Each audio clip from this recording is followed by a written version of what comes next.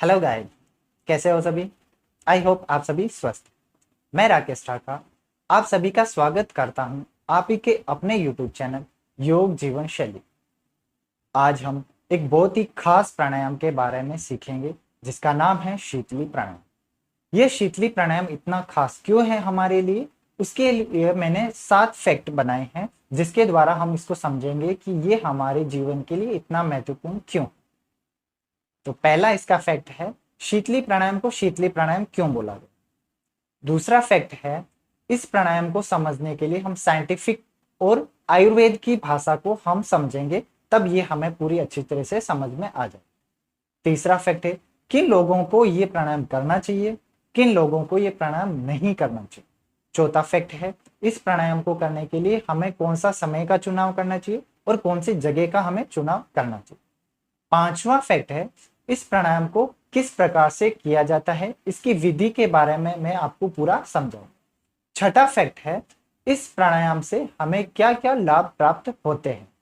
सातवां फैक्ट है, इस प्राणायाम को करने के लिए हमें कौन कौन सी सावधानी को बरतनी चाहिए ताकि हम इस प्राणायाम को अच्छे से लाभ प्राप्त कर सकते हैं। हमारा फर्स्ट फैक्ट है कि शीतली प्राणायाम को शीतली प्राणायाम क्यों बोला गया। जैसा कि नाम से पता चल रहा है, शीतल का मतलब होता है शांत, ठंडा, कूल। उसी प्रकार इस प्राणायाम को हम रेगुलर अगर करते हैं, अपने जीवन में अगर रेगुलर हम इस प्राणायाम को करते हैं तो हमारा जीवन में शरीर, मन और दिमाग तीनों शांत रहता है।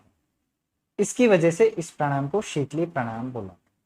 इसके बाद हमारा दूसरा फैक्ट है, शीतली प्राणायाम को साइंटिफिक और आयुर्वेद की भाषा में समझना।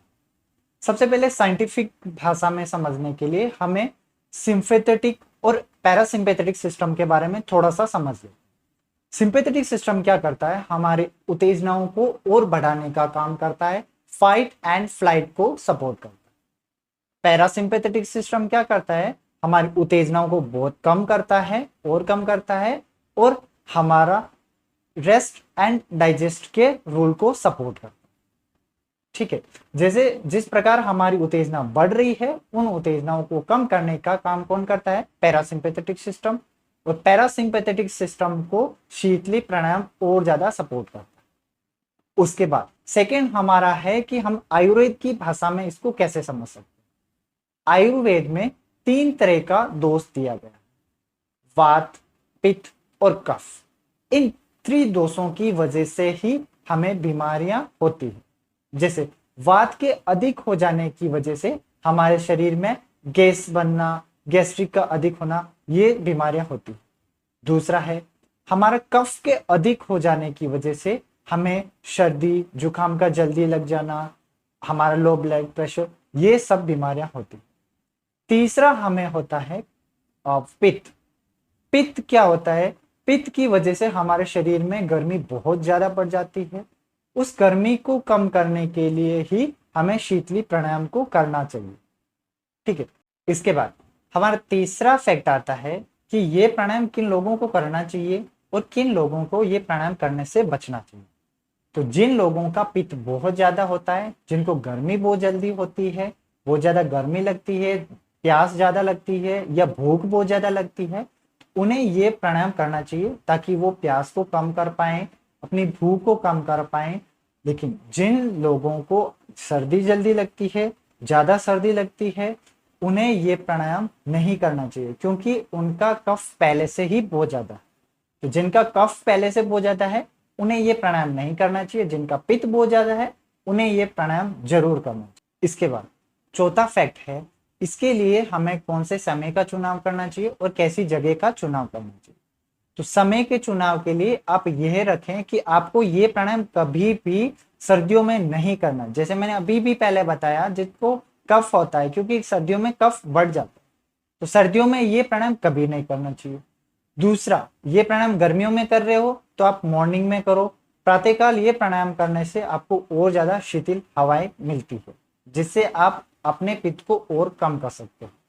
जगह का चुनाव करें तो ऐसी जगह का चुनाव करें जो खुला आसमान हो और आपको सुबह की हवा भी प्राप्त हो। तो ऐसी जगह का चुनाव करें, ना कि बंद कमरे में इस प्राणायाम को करें।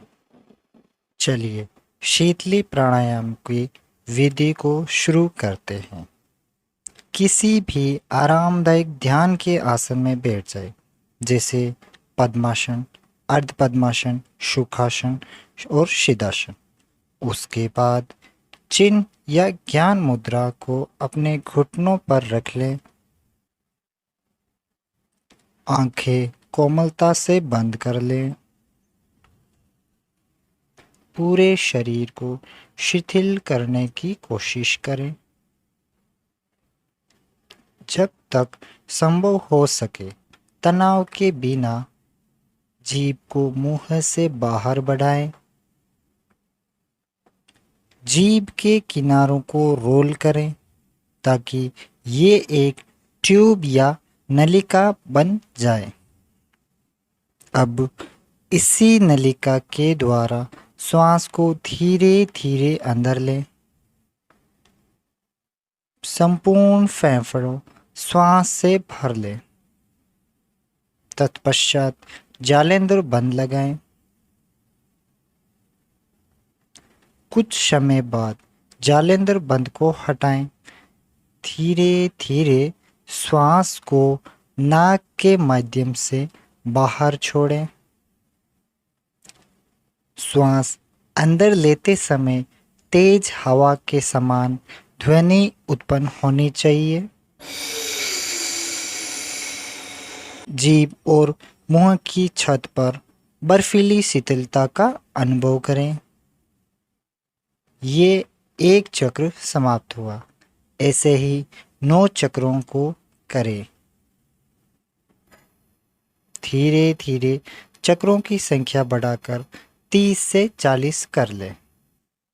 छठा फैक्ट है शीतली प्राणायाम के लाभ। पहला लाभ है तनाव कम करने में। इस प्राणायाम के नियमित अभ्यास से आप तनाव को बहुत हद तक कम कर सकते हैं।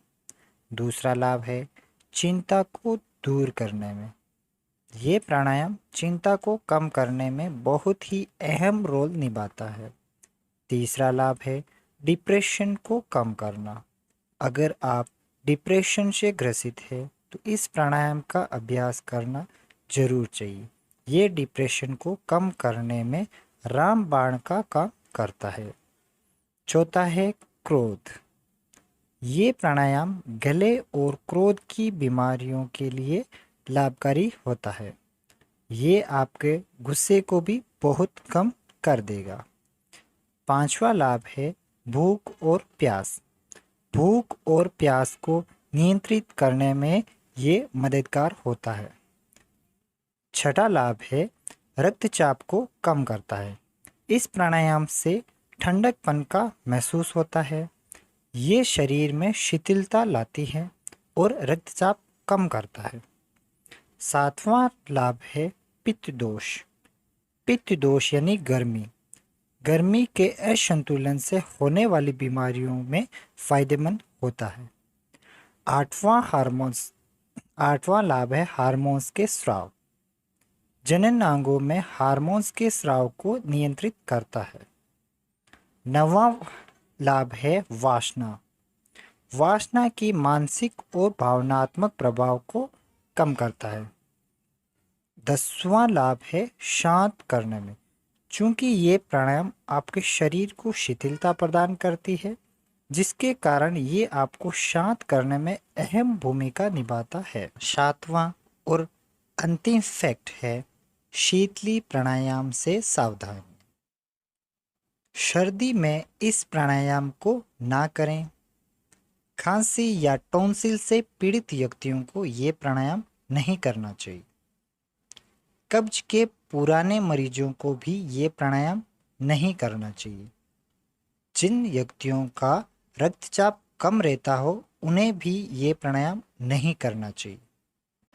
तो ये था शीतली प्राणायाम के 7 फैक्ट। आई होप आपको ये वीडियो पसंद आया होगा। अगर आपको ये वीडियो पसंद आया है तो आप इसे ज़्यादा से ज़्यादा शेयर करें ताकि बहुत सारे लोग इससे लाभान्वित हो सके।